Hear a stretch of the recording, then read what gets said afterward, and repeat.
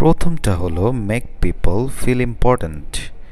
So এখানে আমার যে ফর্মুলাটা আমি কাজে লাগাবো তা হলো seen, heard and remembered. So আমার এই ফর্মুলাটা বেসিক্যালি তিনটা জায়গায় কাজ করবে। সো সিন মানে কি, গিভ আই কন্ট্যাক্ট, যখন কার সাথে কথা বলছি। দেন হচ্ছে অফার এ স্পেসিফিক কমপ্লিমেন্ট, আমি একটা কমপ্লিমেন্ট দিতেই পারি, ভাই আপনার আগের কাজটা কিন্তু খুব ভালো ছিল, সো আমি এখন আপনাকে যে প্রজেক্টটা দিলাম এটাতে আই থিঙ্ক আপনি ভালো করবেন।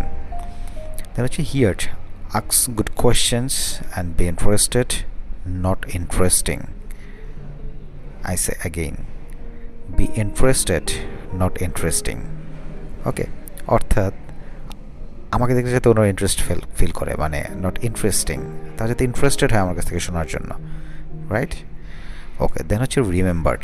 রিমেম্বার্ড আসতেছে বেসিক্যালি ফলো আপ, আমি যখন কাউকে কোনো একটা টাস্ক দিচ্ছি তখন সেটা আমি কি ফলো আপ করছি কি না। দেন হচ্ছে remember means recall something you discussed, অর্থাৎ আমি যখন কাউকে টাস্ক অ্যাসাইন করছি সাধারণত যে প্রবলেমসটা হয় একটা নির্দিষ্ট টাইম পর পর সেটাকে ফলো আপ করতে হয়, বাট এই ফলো আপটা অনেক সময় আমরা করি না।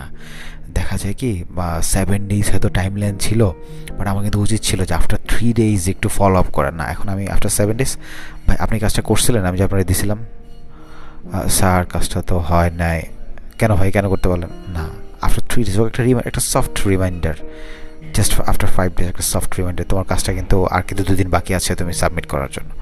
So this is the way we can make our task easy. Okay, so এটা হচ্ছে আমার 9টা সফট স্কিলের প্রথম যে সফট স্কিলসটা, মেক পিপল ফিল ইম্পর্ট্যান্ট, তার 3টা পয়েন্ট।